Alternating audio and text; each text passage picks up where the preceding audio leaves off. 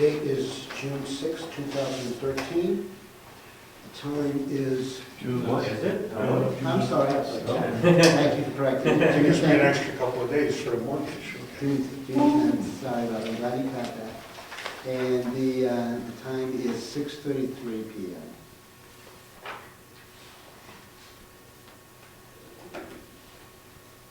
Gary Ciccaroni, Here. Richard Rd, Present. Steve Wachowski, Here. Jim Freeman, Here. Rob Collins, Here. Ed Camone, Here. Rich Zacher, Here. Richard Peckham. Here. 100%? We're missing anybody? I don't think so. No. All right. Before we, let's do our other business. George, I didn't look in the box. Did you see any new mail come in? No, there's no email. All right. So, there's no announcements that I can think of. So let's go right into the review and possible approval of the minutes for the May 28th meeting.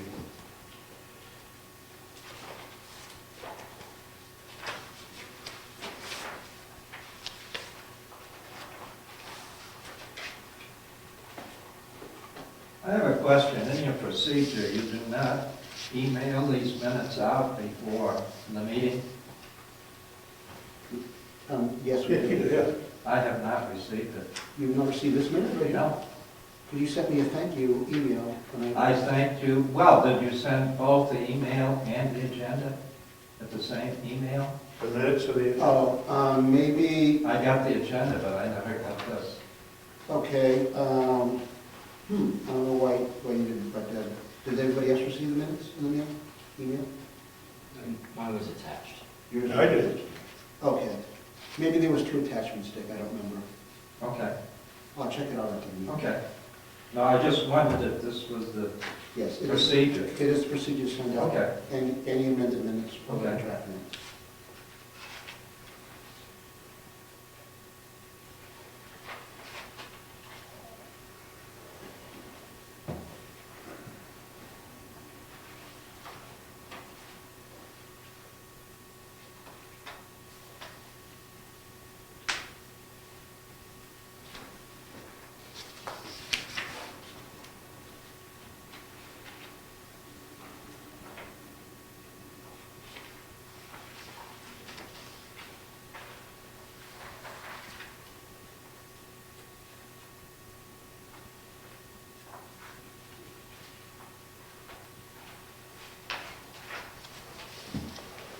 Anybody have any issues?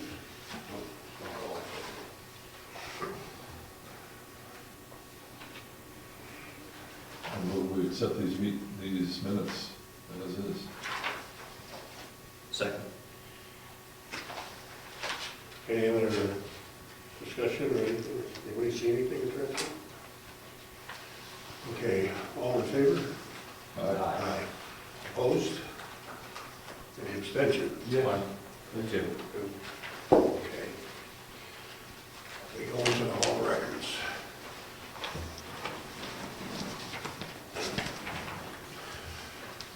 Okay, new business. I don't think we have anything new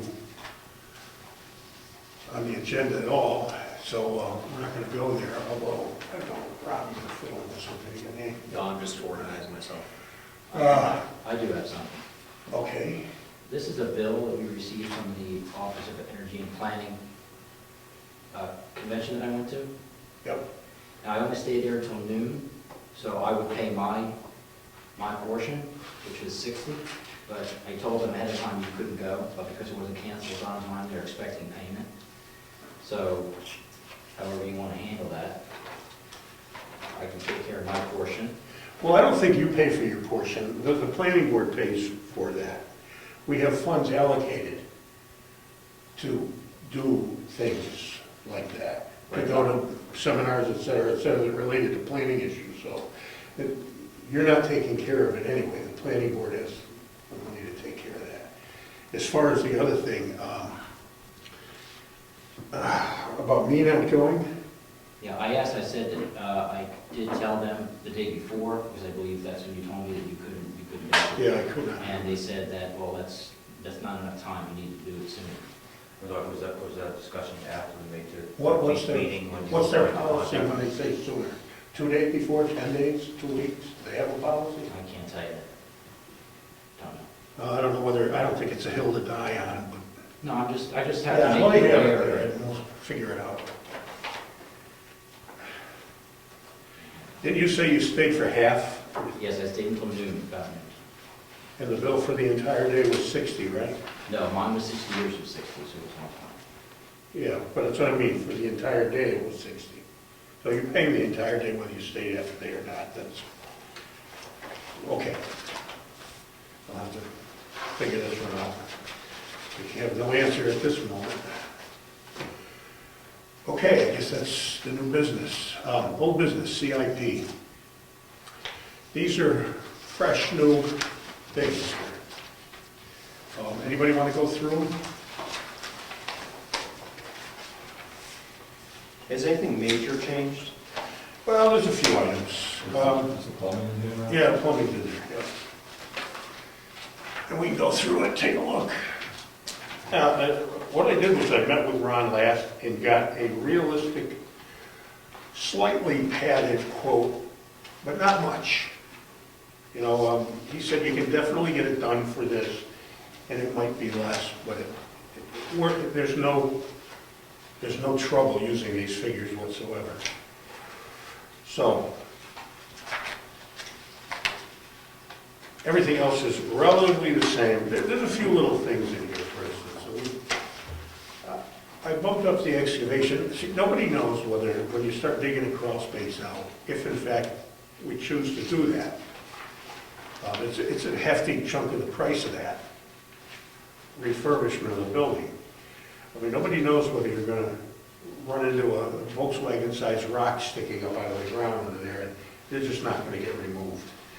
So there's no guarantees that you're going to excavate that into a perfectly billiard table-like surface. So, you know, with those things being understood, you know, you'd excavate around the rock and there it would sit in the middle of everything. It's just one of those things. So can I ask a stupid question? You can ask a smart one too. I don't have any smart ones today. So the crawl space, digging it out, why? Right, there's Well- a crawl space. So I'm not saying that I disagree, I'm just, Please Please educate. All right, that was part of the Salmon Falls recommendation. And that's for two reasons, to facilitate the installation of the new floor joists. And that's number one. Number two is to control the moisture a little bit, because there'll be more room. When you get up to the higher end, up toward the townhouse, there's only this much room. Barely enough to squeeze through. Yeah, you're just gonna, you know, so, I'd have a hard time getting in there. yeah, so, some of it's gotta come out. How far we go with it, I mean, the way I see it is that should be done,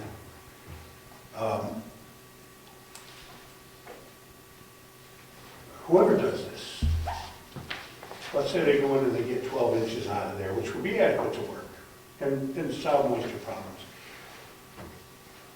That should be done on an hourly basis. In other words, if they get down 12 inches and they don't go to the 2 feet, 2 feet equals 68 cubic yards, give or take a yard. So,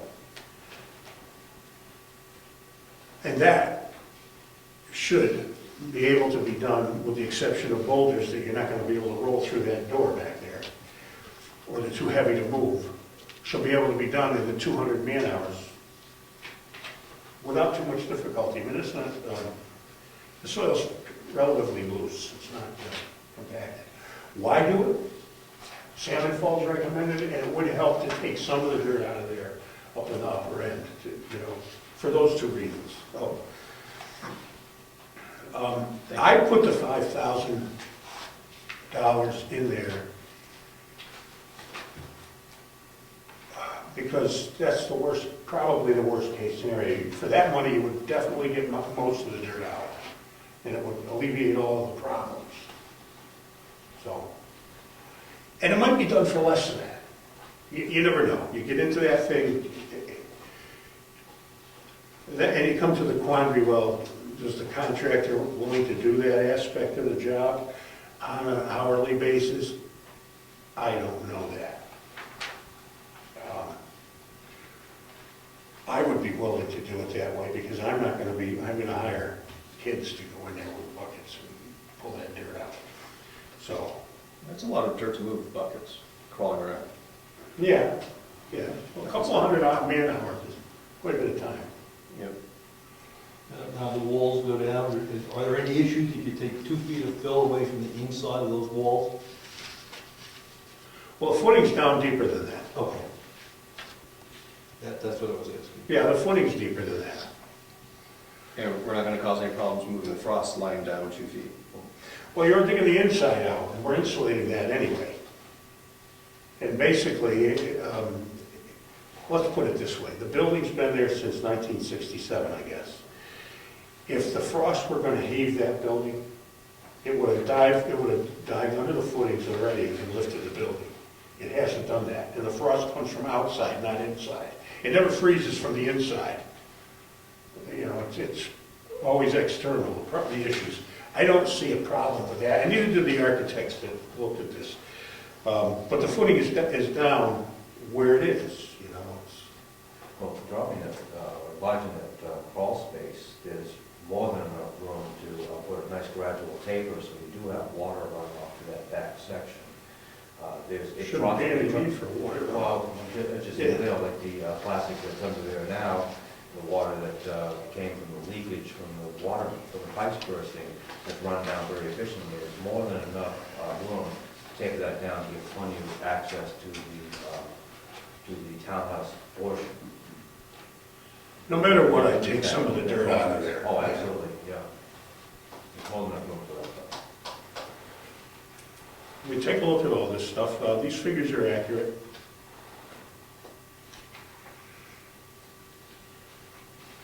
Can I ask another question? On Yes. line 17, page 1, Yeah. 2x8 floor joists. At one time, you're talking 2x12s. Well, that's floor framing option A. Then below that is floor framing option B. The floor framing option A is the cost of doing what Salmon Falls architecture recommended for a floor system. I'm saying you don't need to do that to retain the same structural integrity that they were offering. They're just using 2x8s. 2x12s actually are just almost the same. It's overkill actually, considering the span. So, and 2x10s actually on the short side. One side's only 9 feet, the other side's 13. So you use 2x12s on the 13-foot span and 2x10s on the 9-foot span. And that's about 90 pounds a square foot, which is not required for 15 square feet per person. That's the fire department's occupancy load requirements. So, Well, we should go over those requirements, just in case of an emergency. well, this goes We do have to well over bring that. up, This goes we should well over definitely that. Look at going above and beyond the requirements. The difference in price is approximately $4,000 between what they recommended and this way, and the 2x12s. So Gary, I noticed in option A you have the LVLs, Yep, but I don't see them in option B. because they're not necessary. Okay, because you're taking 2x8s and LVL versus 2x12s and 2x10s.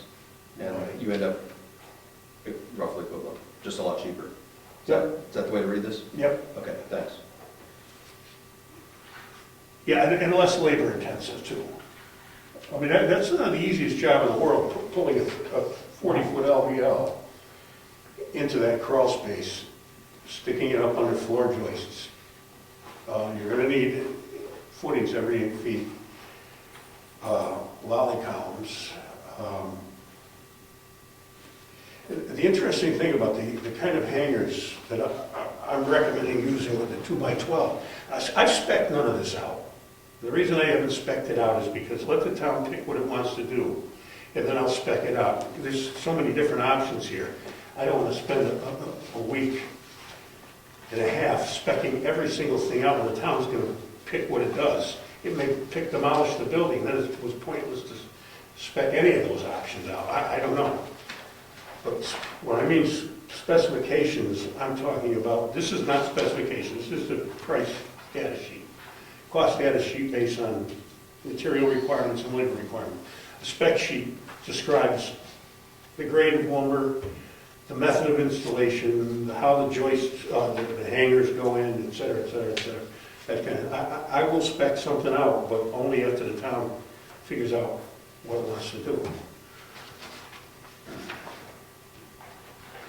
Anyway, the type of hangers here are top mount, top flange hangers. And there's plenty of room to put that in, which are a whole lot better than side nail clips or regular joist hangers. On both ends? Yep. Both sides, yeah, both ends of the joists. So it hits the middle beam and then under the wall. Yep. So if you get down there, you'll notice the floor. I've crawled all through that thing 3 or 4 times now. Every time I came up with something, an idea to solve a problem, I'd crawl back in there and take a look, see if it could be implemented. The floor, the carrying beams down there on either the foundation ledge or the beam, the floor is lifted up a 1/4 inch to 1/2 inch in places. You can very easily slide the stirrups right in there and attach them to the carrying beam, which is very big and very solid. That would work fine. That's twice as good as a nail-up hanger in terms of how much it'll support. You were talking one time about notching the 2x12s to get them in there. You don't have to do that. That's right. If you get the hangers the way you described, you don't notch them. No. That's what I've got listed here, so. They're actually a pretty simple affair going in there and working. The only problem with it is that upper end where you can't get at the, I mean, it'd be tight in there. I guess just one more question. We're going to meet next, what, the 18th? Yeah, and Bill won't be here. Yeah. What are you planning to do? Should we hold some of these questions till the 18th? Because I don't ask them now. I don't care. Ask them now, then. Doesn't matter to me. I mean, maybe you'll, anything that you see here that grabs your eye. So Gary, on line 33 on page 1, I think this is a very minor point, unless something got forgotten, which I doubt. So it's 108 joist hangers, Yep. 11 1/4. Well, yeah. So is that half are gonna be that size and half gonna be the next size down for 2x10s? Yeah, and if you So- notice, I've got, the way I've written here is LB212 / LB210. Okay. Half will be one and half will be the other. I didn't have enough room to write a 9 1/4, Okay. so I didn't write that in there. But yeah, that's the So it's gonna be 108 total, 108 total. and 525 is, I assume that the smaller ones are slightly less expensive? No, Okay. not really. You get the same money for them because they just do. I mean, they could conceivably be 5 cents or 10 cents less, but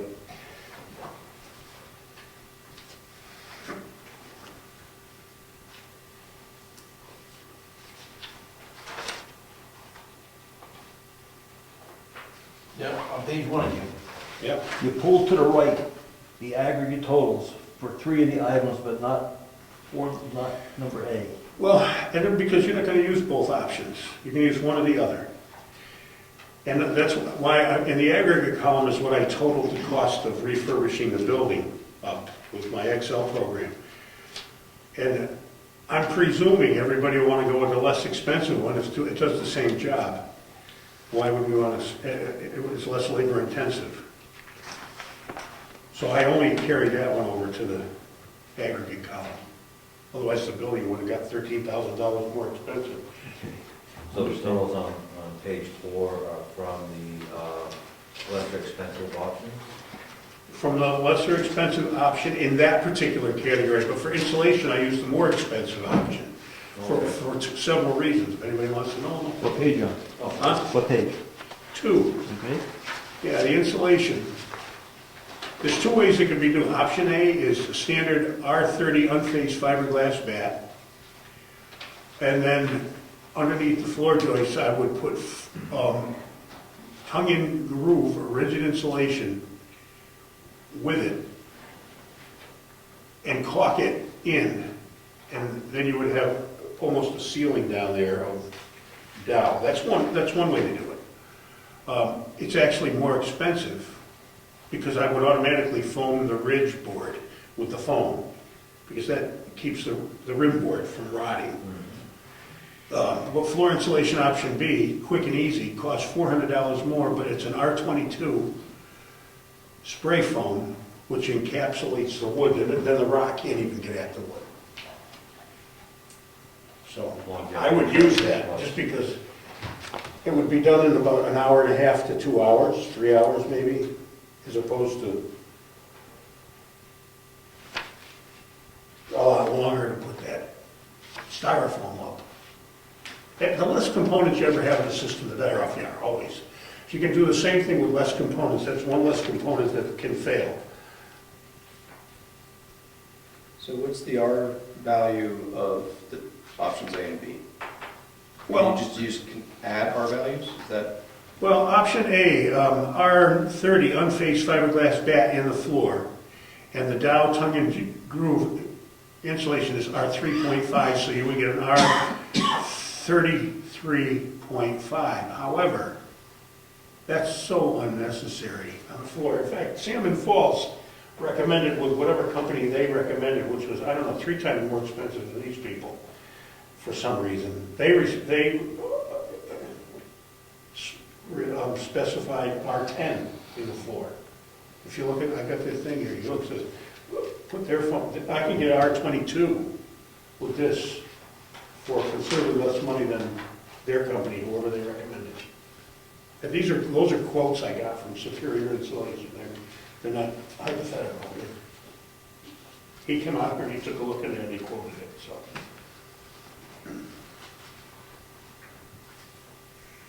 So I would just use the closed cell foam, and it's ideal, really.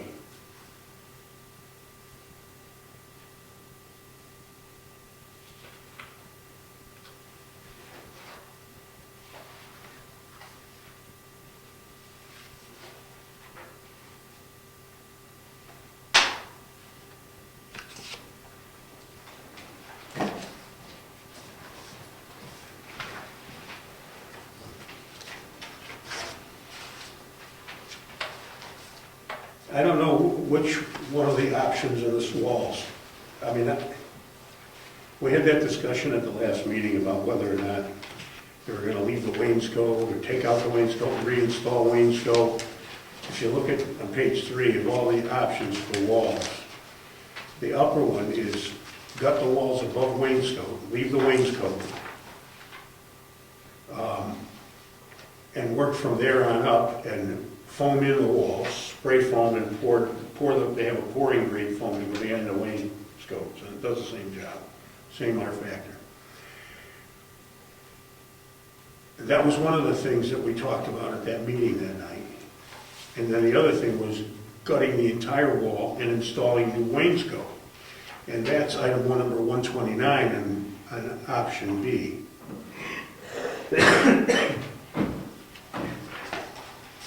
Gary, Yeah. I was at that meeting that the Heritage people had, and they came up with a decision not to touch the interior walls, to leave them the way they are. They don't have that capability. The town gets to decide this, but go ahead. But to remove the first 2 feet of the outside of the building, you could do the wiring, you could work on the sills and everything from that direction on the outside, keep the inside as pristine as possible. You mean take the siding off and put new sheathing and siding on later? Yeah.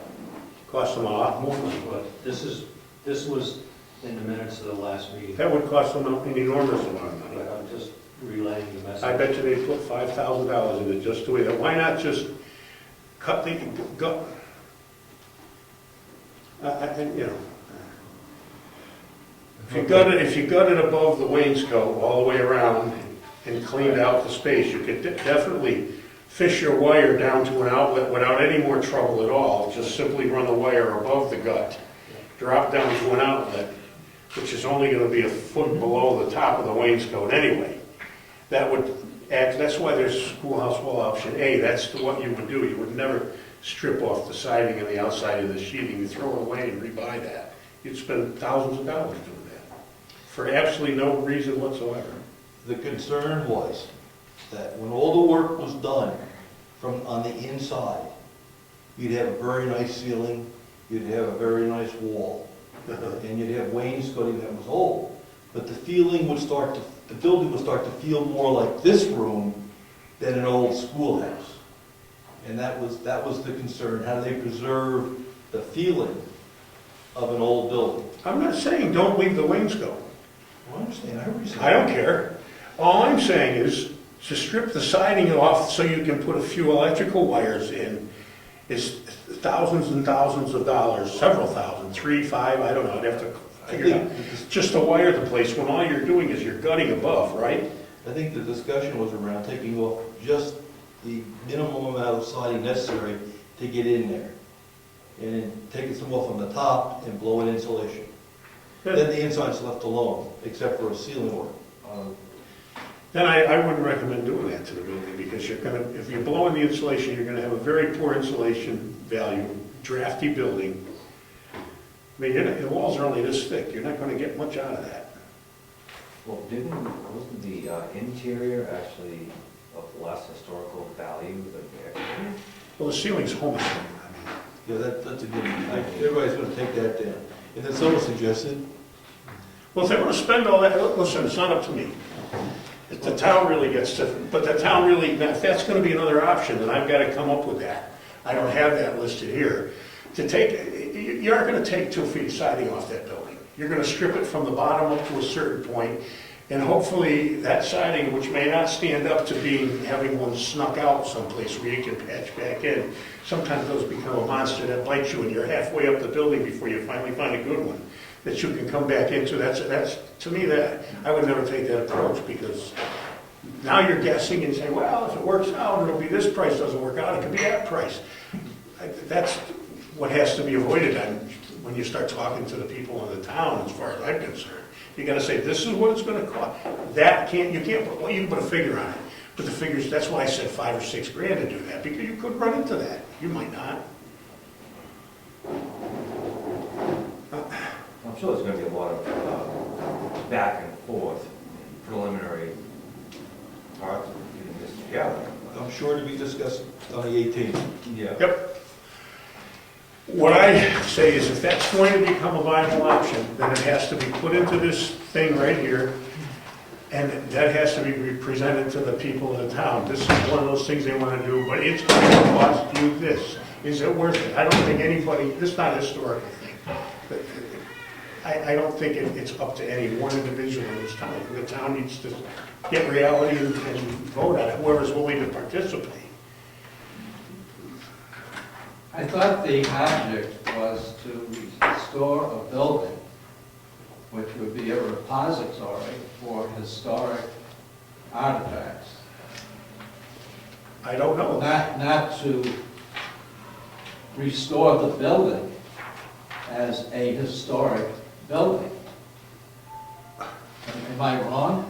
I don't think we ever came to closure on that. Well, I brought it up at the last meeting. Well, we're talking, how many people were there, do you think? 20 people? Yeah, that's a good number. So say 6 of them wanted that. We have no idea what the townspeople are going to say we want to do with that building. It might become a museum, it might be used as the emergency shelter. You want another page to this, to take that option? I can work that up. You know. Are those existing walls good enough to save? Where? Inside? Yeah. Well, I haven't really, looked at that. the upper wall? Yeah, I haven't really looked at that option. Well, the plaster's pretty beat up, but insulating the thing is the only issue. You might, and also, I'll tell you, as soon as you start ripping down the ceiling, I mean, that's old plaster. it could start falling off the walls, or you're doing work. It's very difficult to say whether the keys are broken. I mean, it hasn't moved, it's been sitting there. You get in there and start putting the new trusses on top. I might get into some kind of discussion with somebody. I will go up in the attic, and you need to look and see what's up there to understand why this truss business is in here. What's up there, there's 2 trusses, and then there's 9 feet of nothing. And then there's 2 more trusses and 9 feet of nothing. The trusses are made out of 1x8s. They're not made out of 2 by anything. That's so far from contemporary code standards that it's really pretty amazing that the thing is still there, the roof. And it's been there, no doubt. However, if you ask Ed, when you get into the value of the renovation that's here, you don't have a legal choice. You have to bring the structure up to contemporary code. It's that simple. You can say, well, we don't have to do that. It stood there for 20 years. You have to, if you're into 50% of the value of building a structure, I think that's what it is, Ed knows, or 30%. They change it all the time and I don't stay up on it. You must upgrade structurally to conform to today's code. So that work really has to be done. I'm surprised the architect didn't say that because it is nowhere near structurally adequate, not even close. You go over 30%, you better think about coming to code. Well, there's a law, there's a specific law, and I don't know where it is at the moment, it changes from every other year, when Braintree Mass gets, okay? The general rule of thumb is you go over 30% of the value of the property, you're gonna, or the building, you better think about coming. Well, that may be policy, but whatever the law states is what we have, no choice in the matter, so. So getting back to the Question, plaster, yeah. inside versus outside. Is there a third option, which would be, say, option A, plus some sort of surface treatment on the drywall to make it less perfect, like this room, right? Make it look like plaster, have the feel of plaster? I mean, I know it's gonna add money, but I mean, is that another way to achieve the, I understand the concern that they've got, which is that they're gonna, you know, this does not look like a schoolhouse, you know, right? This room, I mean, it's a very nice room, not complaining at all, but it doesn't look like a schoolhouse, right? It's too perfect, right? The walls are drywall, not plaster, right? Doesn't have that human touch. I would imagine that you could go in there and trowel on joint compound, you know, probably Durabond or Easy Sand 90 or something, trowel it on and do a, Venetian plaster. yeah. It's called Venetian Yeah, plaster. exactly. And you could probably do that above the wainscoting to give it the effect of new old plaster. I mean, you're not gonna get the cracks that are there, but, you know, I can cost all that stuff out if it becomes a giant concern. To make it look old, I suppose that, I mean, you're probably talking, to do that, you're probably talking 8 bags of easy sand and a good day's work for a couple of guys to really do a nice, clean job of it. Maybe one guy for a day. That's about the size of it. So you probably have $120 in material costs and probably around $500 or less to do something like that, to trowel mud on the wall, to make it look like plaster, you know, not a perfectly even, smooth finish, but close to being smooth, just like they did in the old days, you know. Right. Yeah, that's doable. If that's going to be an acceptable solution, I don't know that it is. Well, to your point, you may get there anyway because your plaster may come down. It might happen. As part of this process. It very well could. So, I mean, you may not, Have a choice. you may be stuck, right, Yeah. at the end of the day. See, what's going to happen, what we do is, as soon as you pull the ceiling down and you start putting trusses, what's up there now, that's why the ceilings are so irregular, is they've put boards and scabbed them all together from one side to the other on the eaves, and there's nothing really in the middle holding all that up, so it's all over the place. If you want to re-sheet rock the ceiling, it really needs to be stabilized, and the trusses will do that, you know. And also add the support to the roof that will bring it up to code. And it's not that costly a To me, I would never put in $48,000 or $56,000 there and not do the trusses. You go through the entire process of renovating this building and leave the roof pile of whatever. I don't think anyone's questioning that. No, I know. Okay. But if you do that, you have to do it with trusses, and when you use the trusses, there's a good chance you're gonna screw up the plaster all along the top of the wall. It's a very good chance. I have no idea. It's probably wood lath, and it's probably loose, and the keys on the plaster are old horsehair keys, so they're gonna break. You know, it's not the new stuff with the fiberglass. And then you have to blow in insulation instead of using these. You're gonna blow in insulation, you're gonna get a mediocre R value, as well as that settles over the years. And if, the way to do it is the infrared photography thing, where you take a picture of the building, heat it, and find out where all the cross members are. Because there's all sorts of diagonal bracing in these old buildings. And then put holes in all the siding and pour insulation on them, and then patch up all the holes with whatever, you know. It's a process. If you foam it, the building is sealed. There's no air leaks. I mean, you know how that works.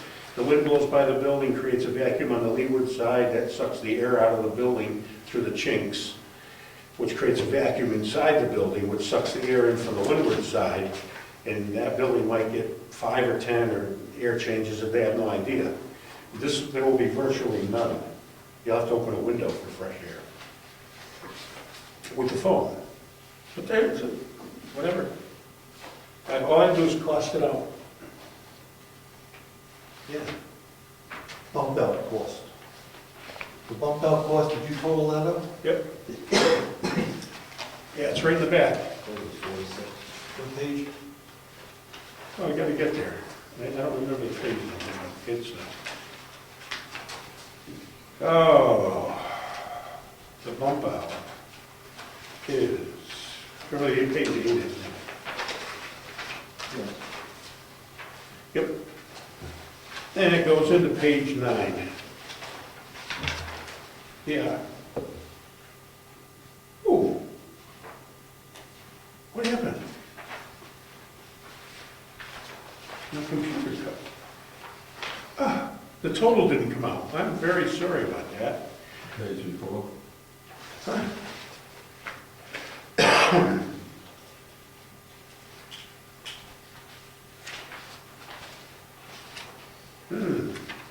This is a computer error, I'm sorry. I hit the wrong button maybe. Oh. Well, let me put it to you this way, okay? The bump out was somewhere in the vicinity of 46,000. I could just go home and hit the Excel, About 46. yeah. That's what it was from last week. Yeah, that hasn't changed. I'll be darned. Computers. A programmer's error. It's like another programmer. I mean me, the guy that did this. I programmed it, that's what I mean. I made No, the operator error. I'm just overly sensitive because everyone blames my I industry. get it. Operator error, I shouldn't say operator error. But that's what it is for the bump out. Okay.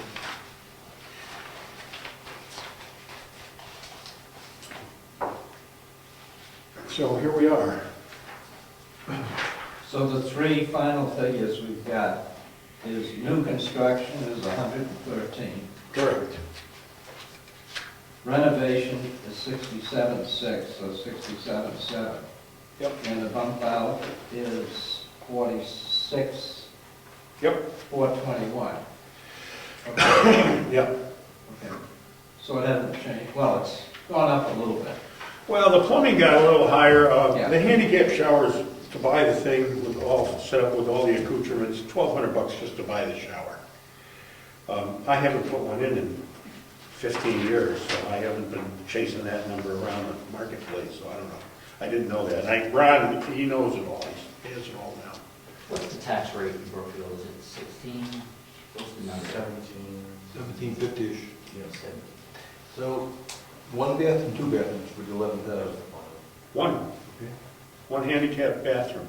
Shower, handicap toilet, grab bars, et cetera, 3-foot door, 5-foot turning radius, you know. That's all gotta be drawn on paper, but it'll fit, and But it's not two, it's one, 'cause some people were talking about two. Just want to understand what the 11 was. if you want another bathroom, it would be Another 11? another 3,000 probably. They want 2 full, Some people discuss having 2 full bathrooms or 1 bathroom with the shower and just another toilet room. If it's a emergency shelter, you might need more facilities, but that's where that was going. Well, you could fit it back there. I mean, it'd just be a matter of framing it up and putting a couple of $1,000 worth of plumbing in it. Well, only two car, I mean, Doesn't have to be handicapped, so. the population number plus the people who are easily self-sustainable. So you figure the number that would be actually utilizing the space in the case of an emergency, it wouldn't be that great, because most of it's fairly self-sustainable. There'd be a line. yeah, there would be a line. I can see the utility of having a powder room as well as the shower, you know, this one, you know. How long before the septic here explodes if we have an emergency? And there's 60 people here. Well, don't forget, you have this one too. This building is still gonna be here in the emergency. Yeah, this It's still is, gonna have power. So the able-bodied can Oh, track over here absolutely. easily enough. Absolutely. I think our concern was for the disabled. Yep. well, I don't think there's 2 septic systems. No, but in terms of, do we need a second bathroom over there? I think Dick's point would be that one handicapped over there should be sufficient because the non-handicapped can walk the 30 feet over to this one. We share one system, I believe. Yeah, you do. One You do. field, yeah. So what happens You do. I when drew it up. what happens when 60 people are living here for 2 weeks? What's the capacity of the septic? P9. Gallon? The rate of flow, I don't remember, that was 12 years ago. How many is it a 1,000-gallon tank? What's the? Oh, it's a 2,000-gallon tank, it's commercial and it's done public utility building, 2,000-gallon tank, and I can't tell you how many, I don't remember, the plans are right in there somewhere. Well, if we're in trouble, we have a resident. Yeah. plumber. Yeah. Get Bob over here. Yeah, we get that Bob. Yeah, just- We know where he lives. Yeah. I don't think that's a detail we have to concern I ourselves. was just getting Well- sidetracked, sorry.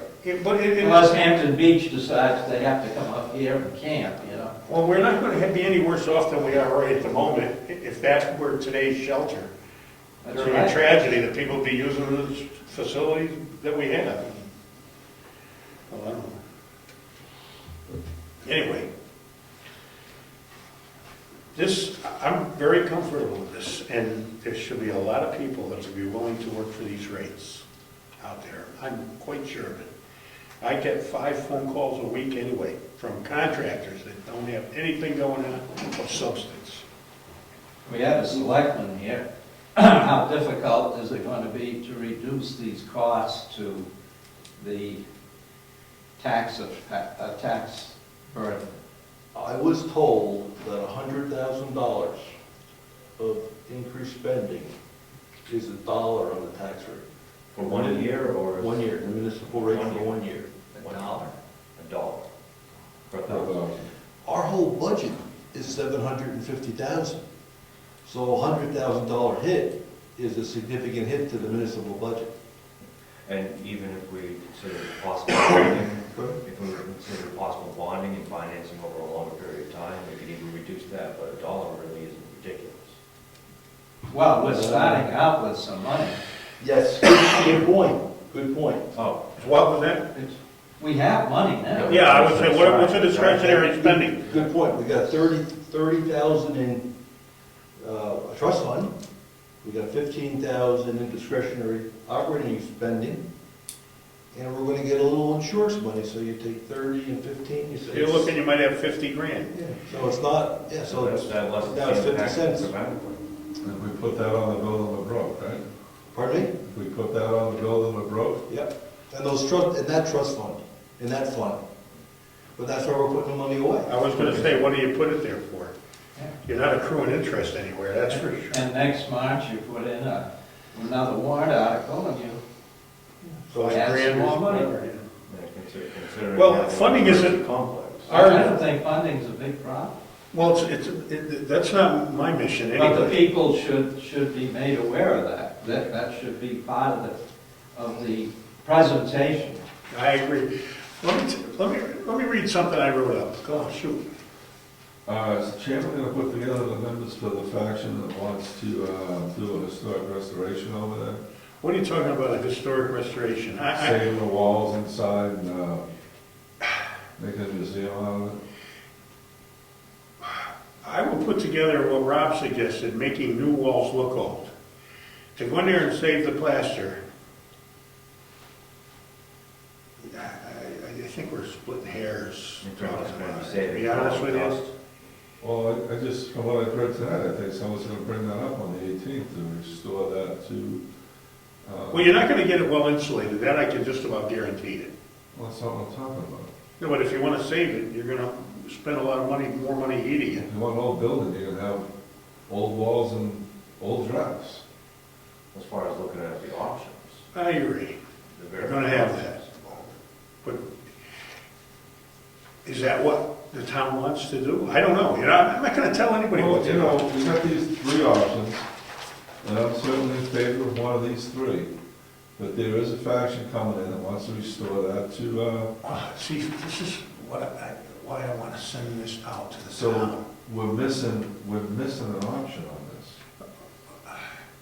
Well, I guess we can make another option, I just heard of this one We tonight. can't send this to the town with only the three options that I think most of the people in this room are in favor of. What I heard Rick say was not the option we discussed earlier, but another option, and that is restore it to make it historically correct. That's right, I think That's there's a not what I faction in said. town that want. How can you make it historically correct? I don't know, and I don't care. Shouldn't But it there be is decided? a faction in this town that I heard of tonight that wants to make All that right, historically let me correct. explain something. I've So had that's- conversations. In fairness to them, that should be on there. Let me tell you this. I've had these conversations with Mary Lou, probably at least ad nauseum, about saving the plaster in the townhouse. I thought this was all put to bed. No, the townhouse. Okay. There's two ways to do it. There's nothing else on the planet in existence. But she says, I'm going to historical societies to find a different way. She will not find one because it doesn't exist. And that is to save the existing plaster. You want to take it down and gut it, you can trowel new plaster up in the keys. There's no way to... I'm sorry.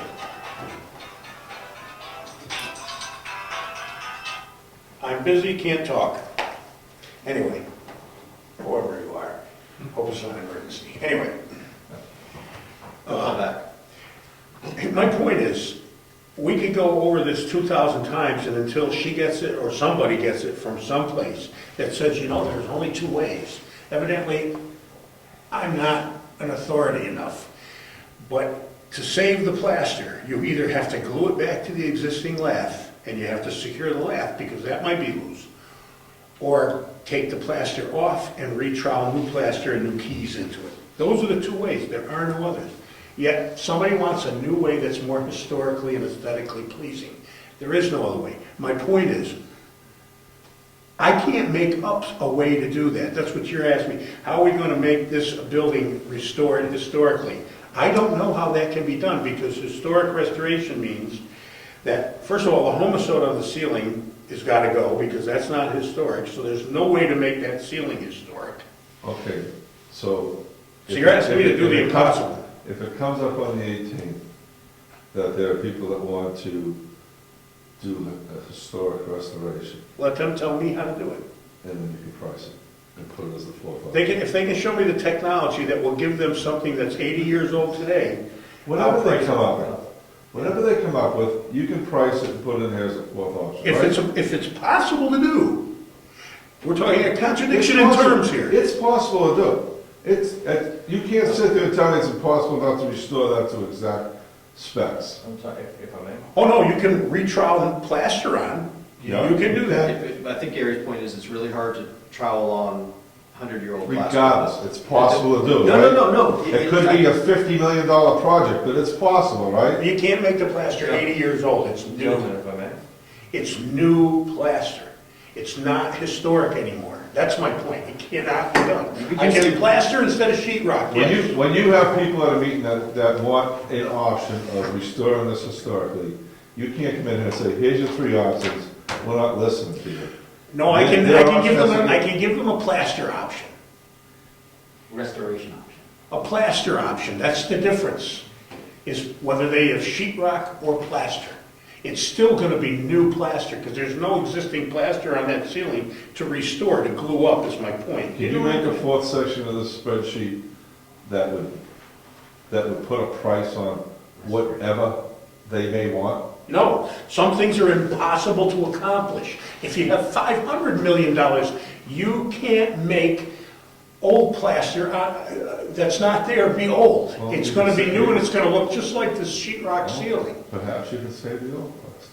Because there's no plaster on the ceiling. It fell It's off. Homoso. When they moved it here, it all fell down, they nailed And it they threw it away. Homoso. I can't do that. What? No, I'm just saying, when they moved it, they threw it away. But Rick's point is, there might be some people in town that would like another option. If you can't cost it, instead of saying, these are the only 3, you're gonna ask for help. You can't tell them to shut up. You That's have to put right. their option in there. I'm So there- explaining to them that you can't make the old from the new. I suggest that we just say, if you have another option that you'd like to pursue, would you please cost it out for us? And let them do the costing, All right. right? That I mean, would if you probably can't be a do good it- idea, because I can't If I know fabricate what doesn't I know you exist. can do it. You could cost it out to a best case restoration. I think Jim has something. Oh, I'm innocent. Well, one thing, and this is something kind of out of left field, but there are acceptable repair options for historical restoration. I know John Catwick, who has done the historical restoration for the old townhouse in Milton. I can speak with him, see if he might consider coming up and maybe giving us a little bit of free advice. He's gone through the entire project, including all grants, fundraising efforts, numerous different ways of restoring the old townhouse in Milton. And he has done it in fantastic fashion and has received an award from the Historical Society for his efforts. I'm sure John would be more than happy if I asked him politely. I think he might want to come, he might be able to come out and help us with our preliminary plan. That would be I think great. that would be a good way to approach this, and it could address any issues for people who would like a historical restoration. Are you talking about the schoolhouse now? I'm talking about that, yes, but the old townhouse in. We're not there, but The We're old townhouse talking in about the Milton. schoolhouse. Well, this would encompass all, because he is very well versed in all aspects of historical restoration. He's done the Milton, the old townhouse in Milton, and he's won an award for his efforts there. He might be a very valuable resource for this town to access, and I could talk with him, I could stop by his house tomorrow and ask him if he might want to consider coming down and speaking with us about it. Is that the old house on 125? On 125, where Townhouse Road goes out on that middle island, Do they use John that? Catwick was in It looks charge of the deserted. entire Do they restoration. use that? Okay, It's being done Talk at to the him. museum. let me recap this. Museum, is it ever open? There will be opening soon. Okay. For restoration. What's that? Talk to him. If he's willing, What's Jim, our- let's get back to business. If he's willing, I will talk with him, I will stop by his great. house tomorrow. Anybody with information, we're welcome. All I'm saying, you want a plaster option, I can tell you what it will cost to put plaster on that ceiling. Let's see what they want. If they want the plaster to be restored, Don't be afraid to put a number here for 50 million, if that's what they want. no, I just want everybody's option to be on the sheet. That's all. I think I agree with Rick's point that everyone should be open to other options. Probably they're gonna be overly expensive. I just said a plaster option. Would that make everybody happy? Thank you, but don't put anything in here until they say what they want. Evidently, they already have. Well, There could be at least 2 issues coming. One is the clapboards, and the other one could be what Rick's talking about. What is the point in taking off the clapboards? I don't understand that. You preserve the interior look and feel. One of the concerns at that meeting was actually the wainscot. A matter of removing the wainscot and parts that you didn't remove to try to match it with the new product. and you're not gonna get a match. No, So consequently, they suggested, well, maybe we could not remove it, but have access to the walls from the outside. But well, that's a nightmare, they looking didn't for a really- place to, I've worked on both options, and it's not really all that bad, but they weren't too concerned about the plaster on the walls. And they were also concerned about at how far back do you want to have this, how should I say, I'm trying to, at what era do you want to stop or start the restoration at? 1950s, 1906? how old's the building? Ah, interesting. You How know, old's the building? I'm not sure. It's over 100 years old, isn't it? Oh, it's more than that. Okay, but. I'd say two. All right, for the schoolhouse interior, what you see now is not original. Maybe the wainscot is, but the windows aren't, the doors aren't. So at what era do you want to bring this back to? Mid-50s, early 50s, early 40s, when it was in operation? And then go forward with the restoration. So that's. I'm not willing to do that much homework, to be honest with you. I know, this. Not at all. What you're still talking about is are different levels to bring this to, and they haven't come up with a consensus yet. But one of the things that they're adamant about is the wainscot's got to stay. I have that option in there. Okay. Well, a consensus on direction is what we should be approaching now. We've got some very good options, definitely structurally, and working on the backbone of the building is going to be crucial. The aesthetics is something that we can work on, and we've definitely got to get our homework done as far as how we wish to approach this. I don't think so. I don't think it's our homework to do. I think we're way off the beaten path. It's not. It's not our homework to do. It's not what we're to do, but What we're it's gonna a do- fourth option As a community.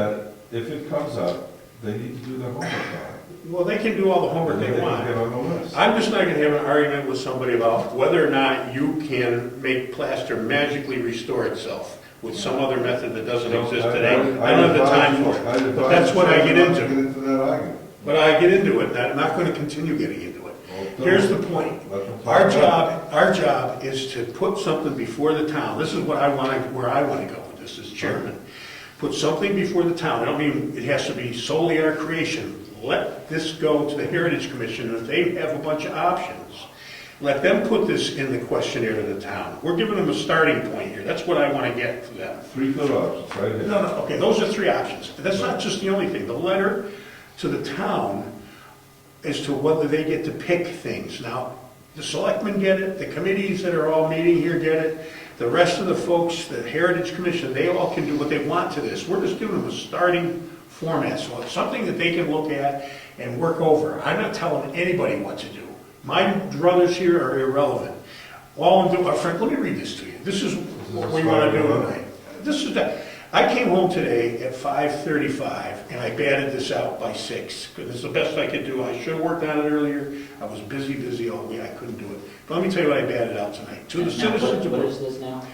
I'll read it to you. You'll understand it. That's what's gonna go out, or could go. This is going to the selectmen and the Heritage Commission and they can do what they I want to just do. want you to announce what it is for us to read. Okay, this is, and I'll announce it as I read it. It is a letter to the citizens of Brookfield.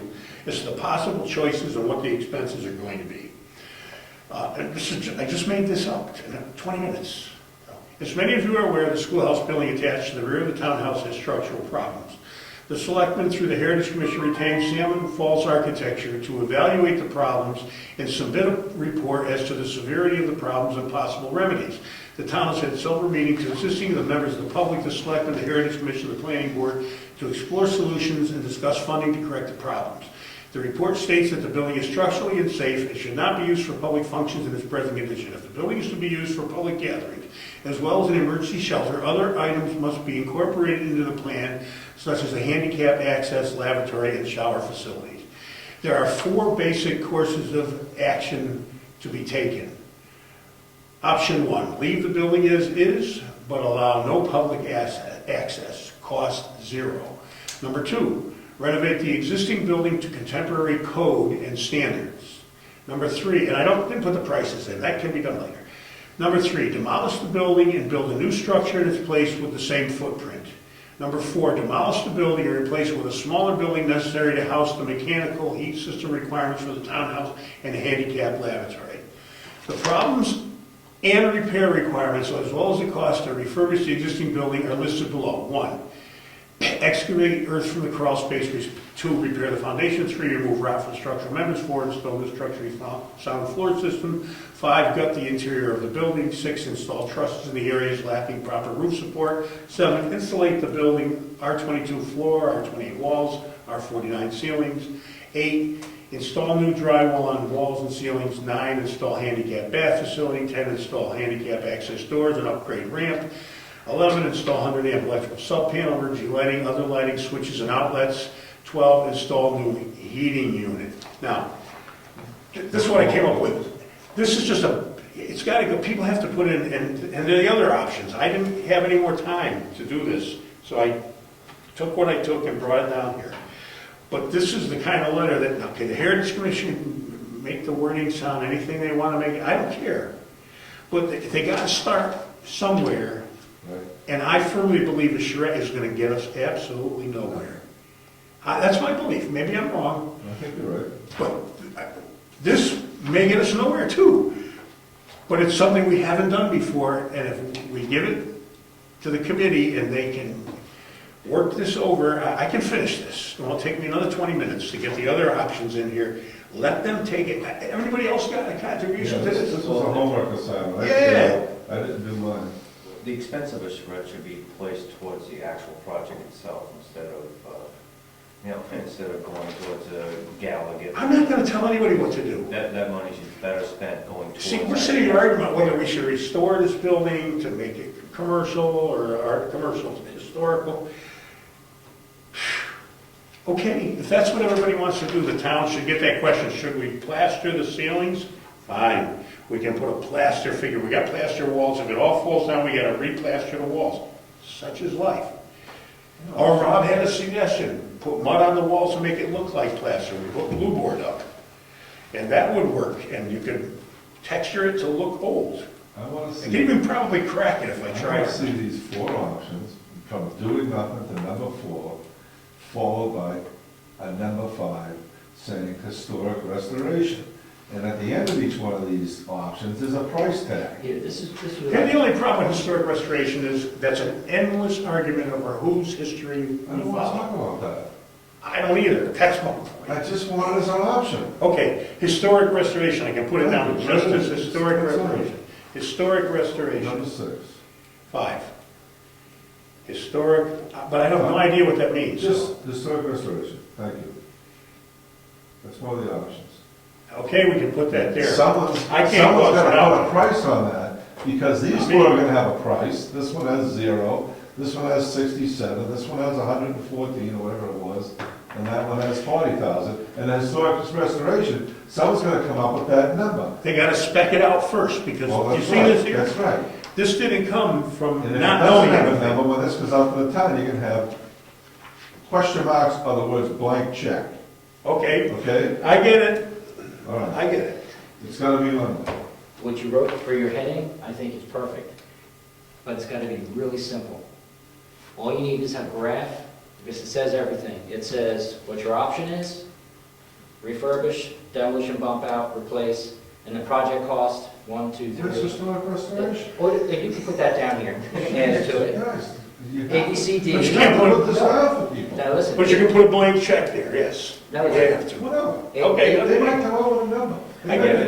Hold on, that's pretty good. Listen, are you listening? Yeah. A, B, C, D, historic renovation. But up here, what's important is each person's going to want to know in town, what is it going to do to their taxes directly? Now, we know how much our tax rate is. All you need to do is put down, if we spend this much, that's how much it's going to cost them more for 1 year. Tell them that.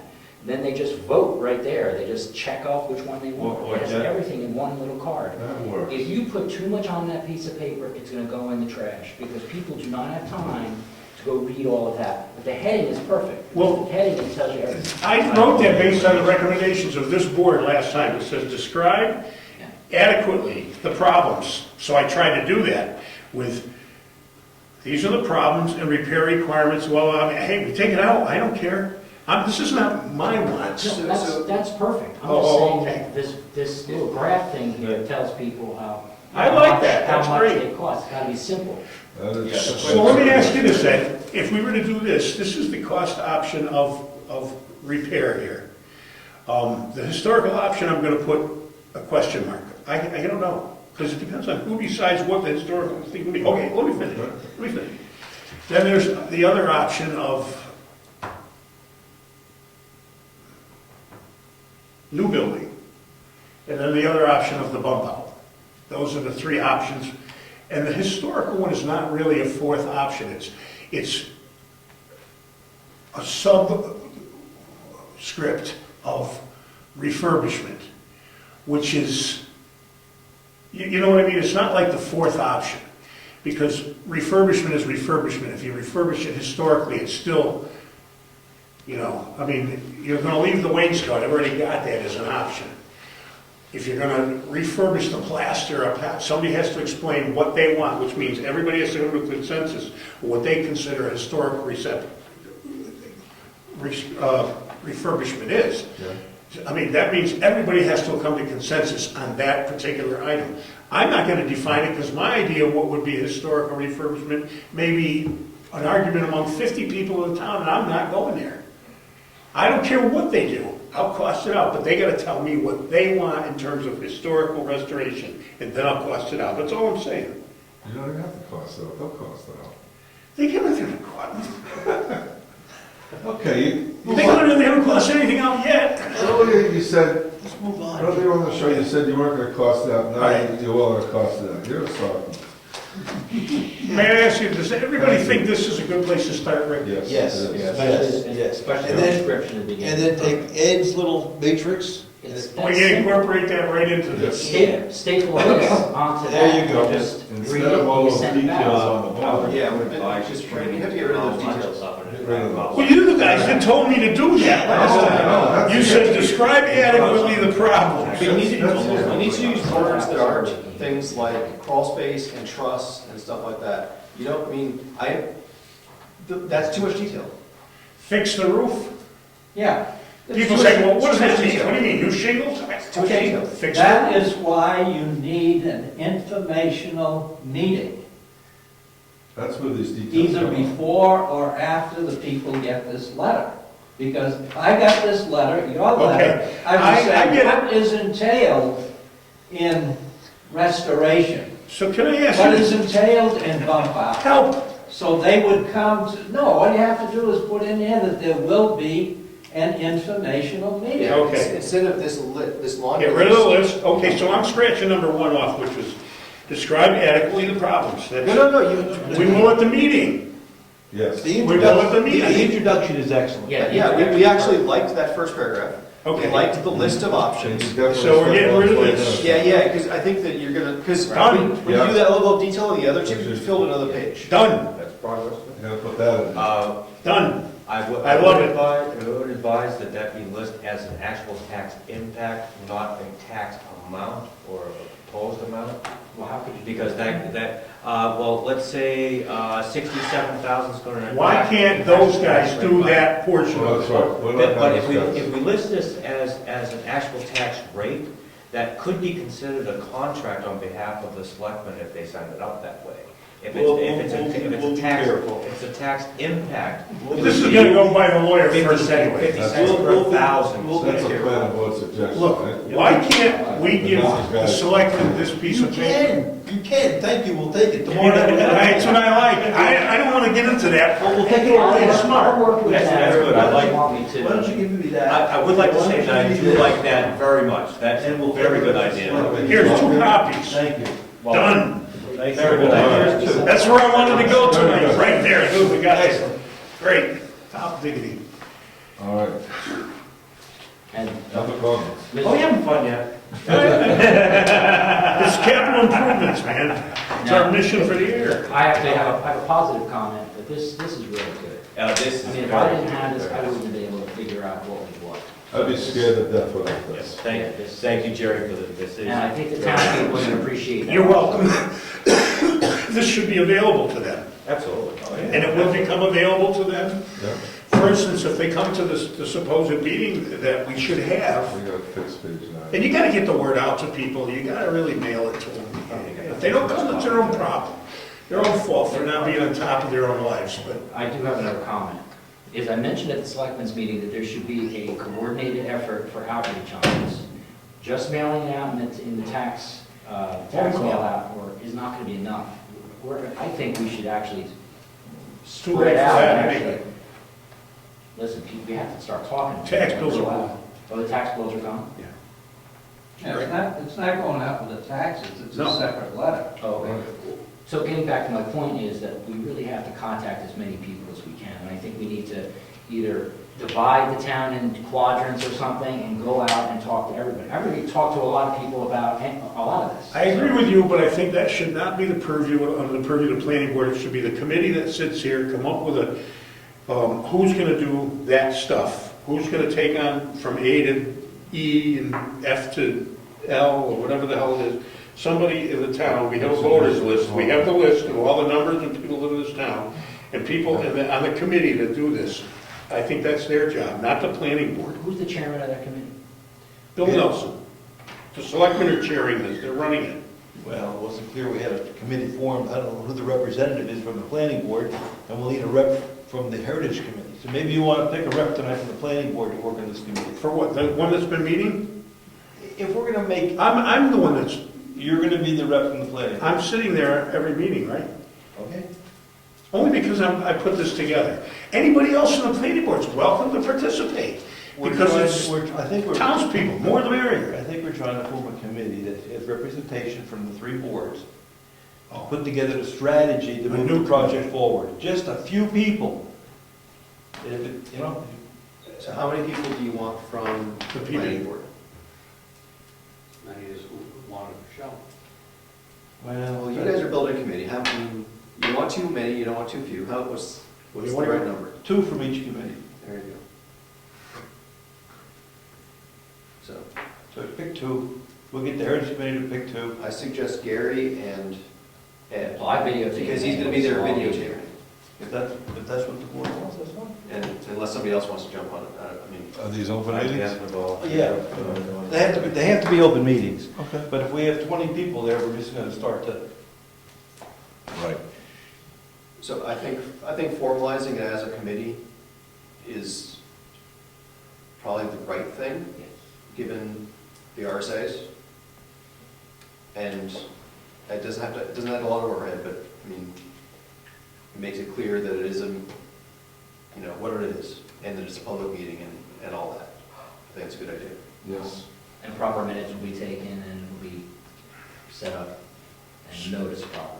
Excellent. And if it's a committee of from the selectmen form, then, the minutes go with the selectmen's book, and you know where to find stuff, right? So, Well, I think we got where we had to go. Good. Let me tell you about the roads. Okay, I talked to Brad. We wanted to do this a number of years ago, and the planning board shot it down for some reason, or somebody shot it down, I can't remember. What they use in most cities is they have a road book. It's so simple that it defies the imagination why anybody would shoot anything so beneficial and simple down. It's a binder, a little higher quality than the plastic junk you buy at Kmart, and with cardboard separators, with 3-hole, and each one of those cardboard separators has a road name on it and how long the road is in terms of feet. And then after each cardboard separator is road data. Because what we had was a pile of crap this thick that nobody really knew what meant what for what road and what was done ever. And Brad says it's all in the trash now. And it's kind of too bad, because it sort of, in about 2 hours, it could have been sat down, sorted, cataloged, and organized very easily. And he likes the idea. I want him to get involved. Janet's got medical stuff going on, and they're out of town, so He's not gonna come tonight, so we're gonna do it at a different night, that's all. The road book, I mean, and then after that, you got a place where you can start saying what you wanna do with what road over a projected time period, and it's got its own little spot. Yeah. Real easy. Sounds like a log. A log. But it's also, it can be a projection as well. A log is, you know, what's been done, as well as a projection of what needs to be done, each road on an individual basis. Very simple to start prioritizing when it's that organized, you know? So, So, Mr. Chairman, would it have the maintenance that is done? Like, would the road agent be updating that on a continuous basis as well? well, somebody's gonna have to. Now, whether the road agent is the person that's updating it for whatever he does, first of all, the road committee is kind of in charge of the road book, and Brad's running it at the moment. So, really, the road committee should be the one that makes sure that the road committee, I don't know, who hires? The selectmen hire the pavers? Who actually hires? Ed hires the paver? Ed does. Okay. Anybody ever see my little formula for calculating pavement? Yes. You've seen it, I don't know if they've Yes, seen I've it. heard about it. It's the All best. right. Everybody's been talking about it. It's foolproof. It's foolproof, Yeah. and anybody in town can pick it up and go, that's how you figure it out? Material, Okay. labor, it comes Yeah. out. Well, that's in the back of the book, but then I would think that, that's why I wanted to ask Brad. Ed would have what he does, he submits it to the town in bill form of some kind, right?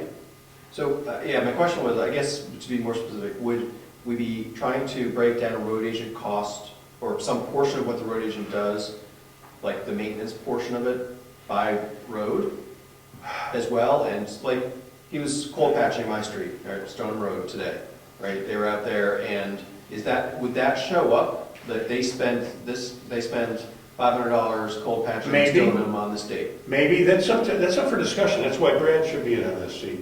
Maybe that's how we want to do it. I don't care how it's done. Because, I mean, for me, it seems like that would be, it adds overhead, but it's also useful information, because then somebody other than Eddie intuitively knows where the problems are, but it would make it clear to everyone else that, oh, look, this Stoneham Road is starting to cost us more and more every year, because now it's 90% cold patch, and maybe it's time to, maybe this is, time for the year that we do part of that, or whatever, right? I mean, There's only one way to do that, that's with a road book. Yeah, it would help. Otherwise, everything's in one big pile and nobody ever can figure it out. So nobody ever bothers.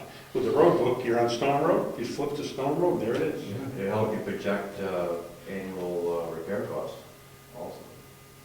Yeah, your history is there too, Yeah. But like I said, Brad's not here, so we're not really gonna go there. Let's put old business on the next one and put road book on there. Road book, yes. Yeah, we'll talk about that. I'm gonna make one. What else is going in the capital improvement program? Or what else are you gonna put into this program? Well, here's the idea, right? This is how I see it. That's why I never got into it before, because there's so much work that's gotta be done. There's 5 times the capital improvement. They start with order of difficulty 1 and go to order of difficulty 5. And if you look at all the different towns, they got them ranging from, some people feel really great, now we got a CIP, and they really don't have one. It's verbose, and it's nice, and it sounds good, but it's absolutely meaningless and useless. I got 50 of them home from towns all over the state. Now, what's the point in making a useless CIP? What a CIP is supposed to do is to project what the town is going to need to do to maintain its assets from 6 to 10 years. That's the theory. Now, the only way you can do that is to establish what the condition of the assets are. To do that, you have to have a place to log it in that makes sense on an individual road basis, because every I'm not road's talking roads, I'm talking about general areas. Okay, well, the roads are roads, and the buildings are the buildings. Now, we're And how working about- on this now, we're about to change it. How about computer assets? No. How about cemeteries? That's all part of CIP, yeah. Okay, that's what I was asking, what areas are you gonna cover in the CIP? And, maybe that's not something that we as the board can actually do, the computer part of it, because that's not our field of expertise, but Lance sure does have his finger on that, because he works on them. Yeah. So he could, the town could say, all right, Lance, this is what we got. The people doing the CIP should do that, pull that resource in. From him, yeah, no, I agreed. Okay. yeah, it's our job to get Lance involved in that, you know. But I don't feel I have the expertise he does. So, the RSA's say that we, the planning board, can get people to help us. They're required by law. We have to. They are required by law to provide us information, right? And that's, I mean, I don't think the intent was that the planning board becomes experts on the computer assets. I think we'd ask Mary Lou, hey, give us a list of the computer assets. She's a town official. Lance is not required by law to do anything for us. It doesn't, it's Well, no, not free, it doesn't have to be free, it doesn't say free. No, I know. No, but like Mary Lou, for example, she can give us a list, I'm sure she has a list of the assets, right? And we can, and then it's a question of, okay, well, when do these need, how old are these? When do they need to be replaced? Does anyone, are we planning on adding new people with new computers? How about having an Right. assets book? Oh, like I'm Gary sure said, she has starting point. I'm with sure the everything in list here we has a got. tag on it. How about an assets book? Cardboard separators, I mean, town electronic equipment encompasses computers and everything. Asset inventory. Actually, Well, I'm sure she has it. For I insurance guarantee you that purposes she has it. for any town. She may have it organized already. Every year. The treasurer doesn't do that. She's the treasurer, I don't think she has that. She may, I'd be surprised. Somebody put asset tags and everything, I don't know. I think you find that each department head is responsible for an asset inventory for insurance purposes.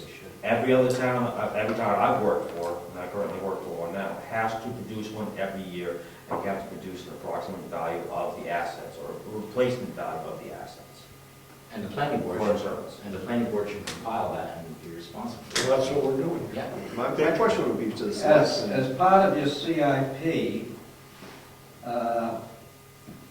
we don't have our own police department, but the police can give us an estimate of what they plan to do in the future and what their expenses would be and how that's going to impact our taxes. How about the fire department as And the well? fire department and the ambulance Mhm. Do we do? and the library Yeah. and the solid waste. Now, the big factor is education. Now, we have a member on the school board, and Two, we don't we? and we have a member at large Yeah, okay. from this town. But nobody ever gets any figures from the school as to what their future plans are. And they just don't go year to year. They have a long-range plan. Do we consider the school in Wolfboro as part of our capital? Well, we pay for it. It's an expenditure, I agree. It's an expenditure. It doesn't fall under the purview of the CIP, because the It CIP... does according to the RSAs. Well, the CIP is supposed to, is a report we give to the selectmen so that they can do their budgeting. The selectmen don't have anything to do with the school budget, do they? No, So none of us do. That's the problem. Right, well, I We think, either vote it up or we vote it down. right, but I don't think that, We have no input.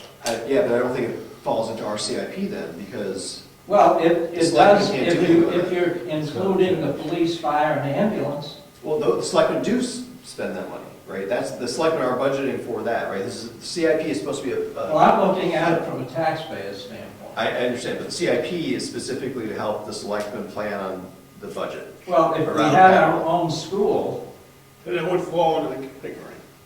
no, it wouldn't. No, it would be the school district still. There's still a school board.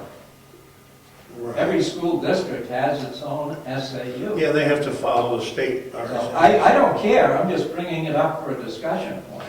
Well, let me say this, if we get through all of the rest of this stuff that CIP entails, maybe we'll tackle the schools, but I don't, you know, to me, that's like the great Well, beyond. years ago, each selectman or each select board from each member town to that SAU had some input as to the future plans of that district.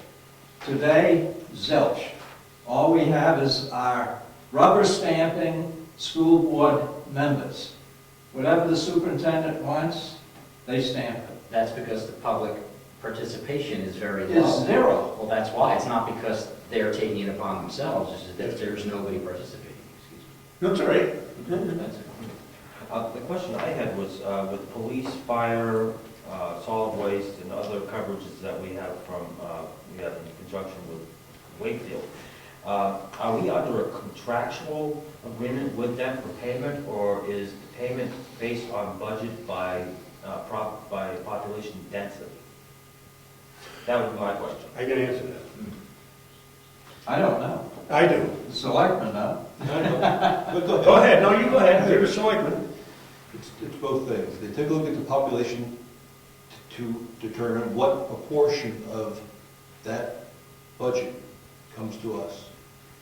Is it a direct calculation? In other words, as ours goes up and down, does that bill go up and down? No. They get the number close, and then they decide what they want to charge us. They tell us what they're going to charge us for the year. And So we don't have a set per annum No, cost index increased by the Boston CPI in that Nope. line. Nope. Then why don't we have committees such as solid waste committees and other committees that we have a direct input as far as expenditures? Because the way the relationship works is this is what they're offering us. They're offering us fire protection, police protection, and solid waste as a package. And here's the cost. take it or leave it. What Of about- course, they wouldn't like it if we left. What about anything that might be done about the cost, such as establishing funds where revenues from departments would be going into those, such as revolving funds, which are isolated specifically for department expenditures? Say it differently. Revolving funds, say, like solid waste, they are making money on their recycles that they're sending out to certain contracts. I know I do this specifically myself. If there's an established fund, revolving fund, where the expenditures from that fund can only be issued to the department in question, So you're that asking, money can directly affect the cost of all individuals, all contributing individuals to that fund and to the expenditure. so you should be talking to the Wakefield Selectmen, because that's their revolving fund. Well, I'm wondering why we don't have a say a solid waste committee, which I've worked with in 2 different towns, or 3 different towns actually before. Something along that line, just something we might want to approach. We use solid waste, we have something to do with solid waste for Wakefield? No, yeah, it's a dump. We would Landfill. go through the transfer station. I'm using that as an example. They don't have That's a, my we most don't familiar have point. a septic over there. No more. We The same thing, ambulance usage, ambulance charges that are charged off to insurances. They have revolving fund for the expenditures. Now, they're gonna be, They should. they're gonna be revamping their transfer station very soon, so it is gonna affect us. So it would be a good idea for us to get more involved. We were paying, when I moved here, the town costs for the services at the landfill were about 18% or 20% of what they are now. And I know the population of Brookfield has not gone up 5 times greater since I moved here. But the costs have. Now, there's a normal inflationary set of values, but it has always seemed to me, and I never made it an issue at the town meeting, although several years we've had discussions about making our own different services in town, our own police department, fire department, waste transfer. There was a guy in town that wanted to make a waste transfer up on his land. He's gone now, but point is, we've discussed this in the past, in the town of Wakefield. Probably, it would become a real political egg toss if we started fooling with that stuff. I'm not going to tell you what would happen. I have no idea, but they don't want to lose us because we hand them a nice chunk of change. What is it, 400 grand, 300 something? What was it last year? 260. Huh? 260. Yeah, it was 80,000 when I got here. No, that's the total bill. 260 is for fire protection. Yeah. Yeah. It was 80,000 for the total bill when I moved here. The selectmen think it's a good deal. We're getting our money's worth For the year. for the year. Yeah, I'm not arguing whether it's a good deal or a bad deal. I'm just saying I don't think we can fiddle with it too much. Well, that doesn't mean that ticket revenues from traffic stoppages shouldn't go towards a revolving fund, which will reduce the cost for all individuals, including Wakefield residents and Brookfield residents. Are you talking about traffic? I'm talking about revolving funds and isolating revenues from the individual departments for expenditure for the individual departments, including contributions towards the budget, towards the annual budget. I don't know if anybody wants to get into that bookkeeping. It's perfectly legal that I've established one over in Milton now. Is it 260? Would you like to go to Wakefield and broach the subject at their planning board meeting? Yeah. Is it 260 for police, fire, and waste, or just waste? The total budget, All of it. All three things? I believe 260. That's a reasonable amount, no doubt. But if we could find ways of bringing the revenues from each departments into the budgets for the departments, we could reduce the overall cost for all residents of both towns. I don't think that's gonna produce money out of thin air. It's not going to, but the money that is being produced is now going into a general fund for Wakefield. Not for what is contributed from Right, but Brookfield. that's what they want. Right, but when they are figuring out how much police costs, right, they understand the revenue is producing, and just because they're not accounting for it as a revolving fund doesn't mean they're not aware of what that is and But it also does not mean it's being allocated for the usage of the department that we are paying for. You know my guess? My guess is that if we got into the revolving fund thing and Wakefield agreed to it, we would still pay the same amount because the rate would go up. When we reduced our, How? because every year they say, this is what you're gonna pay us. This is what we've decided. And it's kind of like a symbiotic relationship. They like our money, but we don't have a choice. We can't go to Wolfboro. That's my point. So I don't think they're gonna say, yeah, let's give Brookfield a break and knock 20 grand off. I don't think that's gonna happen. But maybe. No, but if you have a $100,000 budget, you have $25,000 coming in revenue, They're not then interested. $75,000 need to be collected. No, and I know that for a fact. The fire department is actually too far away. It's 15 miles from here. If there was an emergency, we got a problem. You know, because those guys aren't there all the time either. There's some guys sleeping in the place, but God help us if we got a midnight fire, you know, on a Sunday night, they'd be a half an hour, 45 minutes before they got here. Wakefield's been very good. They're right on top of it. All the people live around the fire department. I know, I have fire. Oh, the quality of services is not a question whatsoever. I think Wolfboro will be tough. I don't think the police is a problem because we don't have too much crime, but still. Mr. Selectman, can I ask a question to the Selectman? Mr. Chairman? You called me Mr. Mr. Selectman. Mr. Chairman, I'd like Okay. to ask a question. to Go the ahead. Selectman. Since we do have payments that go back and forth to Wakefield, has there ever been a liaison or something set up between our towns so there's communication for this kind of stuff? I.e. committees with contributions. There have been. So, yeah, but do we have a liaison now to discuss, you know, the police, fire, waste and stuff, or do we just, there's never anybody going over there talking in the meetings? Bob Somebody Russo will take was. their meeting, but not now, there is. No, when he was selectman for 2 terms, he was over there all the time. Because he would come back and report at selectmen's meeting. I was more religious with my attendance then. And I remember he was going to the planning board meetings and stuff about that. No, nobody's doing it now that I know of. You know. I went over, He did, oh, there you go. I went over to talk to them about the bill and how they determined the bill and what the relationship is there, and they explained to me how it's calculated. And I made the report someplace. There's no negotiations.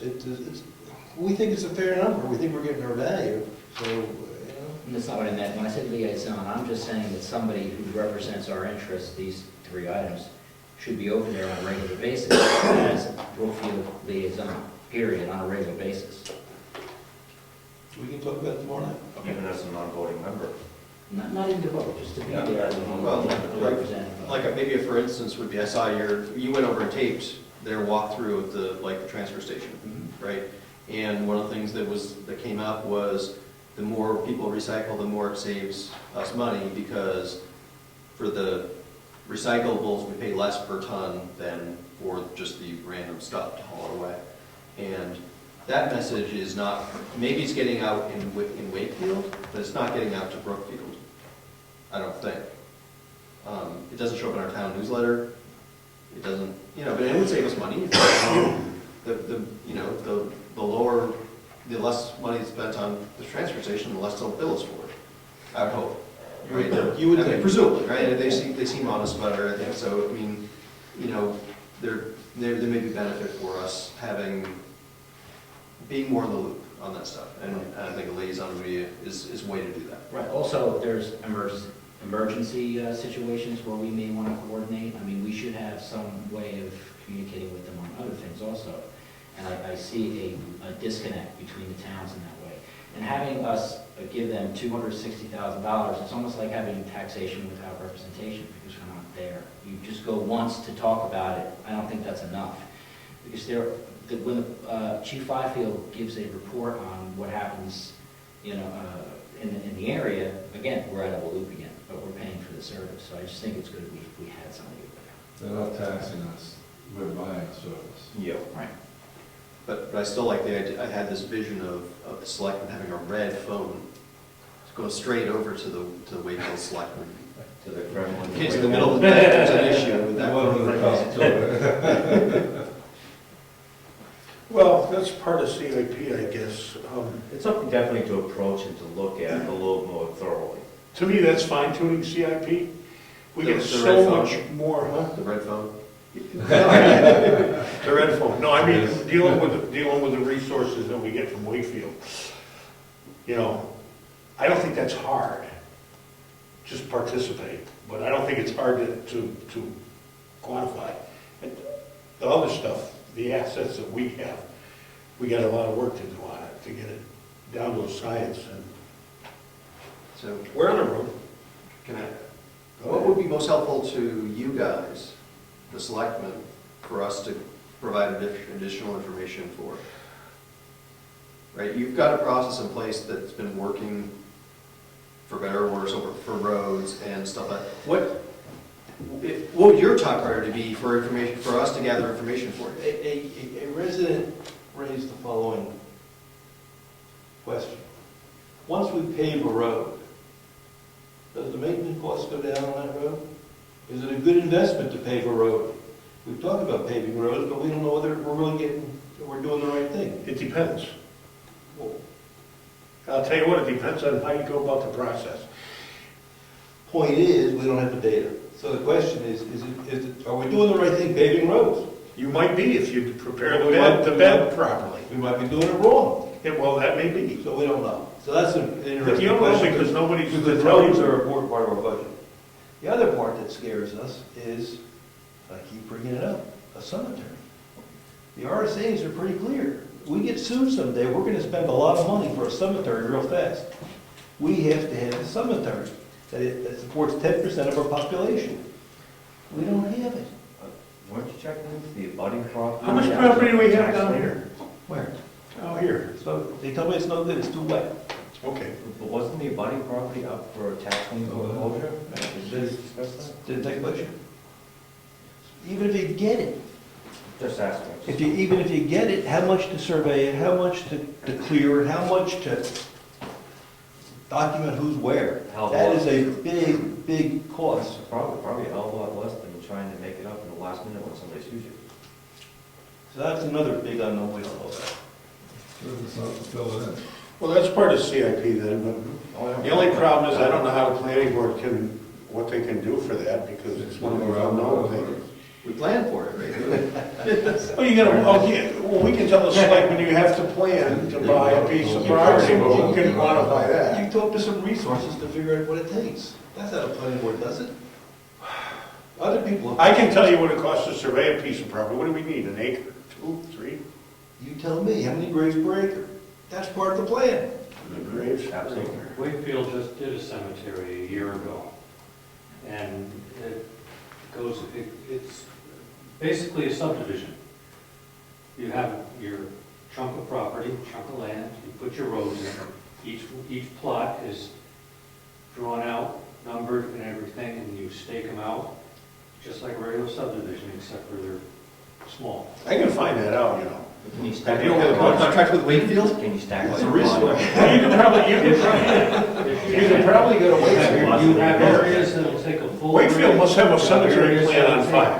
take, Well, we just had somebody die Because you're on top of the in lake. Brookfield, and they were buried in there's- the Wakefield, there's in very- Wakefield Cemetery. So you can buy a plot over there if you want. If they let you, that's right. Yeah. I mean, so could Brookfield, That's part of our. potentially Brookfield could say, oh, we want to buy how we're 30 plots someplace. We could, that's an If idea. if the city has an adequate number of plots to supply their needs statutorily and ours, maybe they do, maybe they don't, Well, they'd 10%. Happy to see our cash in any case. You might, you know, Well, I know some surveyors, I'm gonna talk to a couple of them and ask them, do they do cemetery planning? If they've had any experience with it. We can probably get a cemetery plan from Wakefield that they use for their cemetery. I'm just making a list. How about, are we ever going to have the playground people talk about? The what? The playground. No, can I finish the cemetery Yeah, thing? but I'm just making a short list of what All right. I think you have to work on. You told me you're going to solve the problem. I don't know. We have money in the fund for that, don't we? We did a dinner once and put that toward Parks and Rec. It was a couple $500 or something. How much money's in there? There's two components, there's public and non-public. I think What's that mean? you can't mingle the public contributions with the warrant article money. Oh, I see. I thought you meant. So we'll have to split out now. So Playground. I think it- I think Place it- in the I non-public think playground. it's 8 and 3. 8,000 is warrant article, and 3,000 is public money. That might be $11,000. What's the purpose? Don't know. Where do we have a land for that? Don't know. Part of the CIP. We were talking about, somebody was talking about giving us a chunk of land back here. These Cannon, are remember? all capital improvements that we should put together. Got it there, Got a Darrow, that's right. too wet, Huh? too wet. You want to give us wetlands. Thank you, Dave. Put the kids and the mosquitoes out there and let them all get West Nile. can we let the kids play in the cemetery? No, we're talking about the playground is what he's talking about. Now, there's thinking outside the box right there. Cemetery Like a playground. warrant article requiring cremation. That would solve the problem. I don't think the Catholics are supposed to be cremated though, right? There's probably others as well. The last thing you left off was the road bottom, or the road, what do you call it? Road book. Road book. Do we know how many square feet of road we actually have? We don't- Well, I know how many, I measured every road we got. So we And can- I've got a list of what the roads are and how long they are. But it's not in a book that we have. We don't have a road book, and that's what we need. And each page says, this is Garney Road, and it's this long. And then you flip the page, and in between Garney Road and the next road, alphabetically, there's 7 or 8 papers in there, all the stuff that's been done to Garney Road, and what years. You can put the invoices in there. In fact, each one of those little paper pockets could have a zip thing or a pocket thing. And invoices could be kept in that road for asphalt purchases and billings. I mean, it's not gonna none of them are gonna be enormous in size because we only do so many things to a road. And then all that data would be kept in that room and it would be easily accessible to everybody that needed it, not the townspeople who go stuff it down their pants or something like that guy did in the Library of Congress that time, remember? But what about culvert assessments? Do we have information on what we have as culverts, or are they? Brad has a bunch. And that's what he and I were talking about, getting a place to organize, to centralize all that data, because that's our biggest expense outside of school, is roads. What about the base? Do we know exactly what's under the road? Some roads, yes, some roads, no. Do you think we have to pave all roads? Do we have to what? Pave all roads. All roads? Should all roads be paved in town? I think they should be Well, good. look at it this way. I mean, there's some people in town that think all the roads should be dirt roads. Yep. Well, but they require a lot of maintenance too, I mean, and everybody got to pressure wash their house 3 times a year, so. I mean, that's one of those things that it might be put before the town in terms of a warrant article. I'm not gonna go there. What we have now is mostly paved, so how do we maintain them? Do we pave over the top of them? Do we fix the base? We did a bunch of stuff one year, and it's held up pretty well. The Clark Road, boy, I tell you, Gage Hill, Tibbetts Road holds up real well too. but we seamed it. I bugged the selectmen for 5 years to start seaming it. The transverse cracks, because they move, and if you don't seal them up, boy, the water gets under them and starts throwing the asphalt up in the winter. They've been seaming it. Brad went out and got a seamer and sealed them all up, and they're right there, they're staying. And that's been 1998. So we're going on, or 99. Do you remember, Dick, what year that was? 99. And so that took them 14 years, and that road's still. Garney's full of cracks. It was just paved. Is that just paved? What, 2-3 years ago, it was paved and it's full of cracks. Yeah, you know why? I never mind, I don't want to go there. All I know is it's full of cracks. I'm looking at it and I'm like, that's... Now, they need to be seamed. What's cracked? The cracks go with the road or across the road. It's all different, The ones that go long ways aren't the worst. The ones that go this way, either a traverse crack, are the ones that will ruin the road. Because when a vehicle goes over it, the tires, when it approaches, it pushes the asphalt on one side of the crack into the other side. And as it goes by, it pushes, it's called a working crack. And that just destroys the asphalt, starts to alligator and all. The ones that run this way, doesn't really happen too much. They'll last a while longer, but anyway. But of course, I don't know, Garney, I remember that winter before it was paved, it was so bad, and then it was amazingly beautiful. And then I was like, oh, finally, it's gonna be good for years and years, and then it's already showing its age, See, that's, I better know what to expect, that's why I like this, my little formula. You ask for 3.5 inches, somebody sits there and makes sure that 3.5 inches are going down. It's not left to the discretion of the paving company. You contract for X, and you need to get X, because it gets this thin sometimes, and you can't tell, and then it's junk. Eddie probably should monitor it. I don't know if he did or he didn't, but. Well, it's not what you put on top, it's what's under. Well, of course, the base has to be decent. And we did little or nothing to change the base. And Garney, some places they did where it was real. Not really effective. No. The only roads we built or had built in town are Curry Way and the other road up there on the Drew Farms Road. Those were dug out, properly based and properly, but they get no traffic.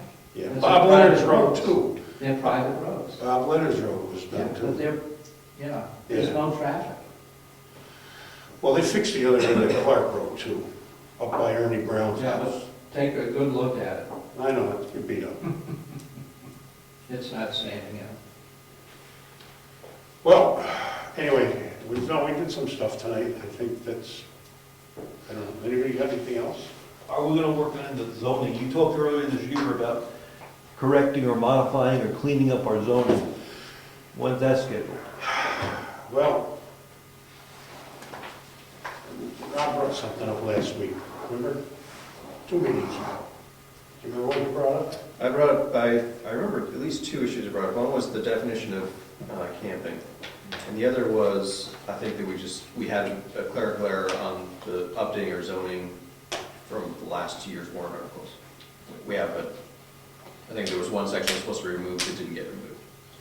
Yeah, but the one thing about the camping, there's contradictions, right? Sort of. Well, it's just a very strange definition for tent camping. If I recall, I don't know if it's worth looking up, right, but I think that it was like the tent has to be owned by the owner of the land for it to be considered tent camping. But then there was some thing about Overnight. paid camping too in there. That was some kind of contradiction. It's not really written too well, You think? to say the least. That's the kind of stuff I'm saying needs to be fixed. Yeah, you don't wanna wait till December to get on that, right? So when are we gonna fold that in? Well, I guess that could become a mission. Depends on how much work everybody wants to do. To look over the zoning ordinances with and in your mind, find the things that need to be changed. I know a bunch of stuff that Laura has talked to me about. She said, this is not really a good thing, the way it's written. Unfortunately, I didn't write it down. Shame on me. I need to go over it and look at it again, and I haven't done it. I've been busy with this thing, And I have so much time to devote. But there are things that need to be fixed, and they're mostly just clinical things. They're They don't substantially change zoning in any way at all. They're just, this contradicts this, or this is in the wrong place, a lot of that stuff, a ton of it. This should be over here because that's what it's speaking to. And I don't remember all that stuff in conversation with her, but I've talked to her about a bunch of stuff over the years, and she said it to me half a dozen times. That's enough times to say, let's fix those half a dozen things, that's all.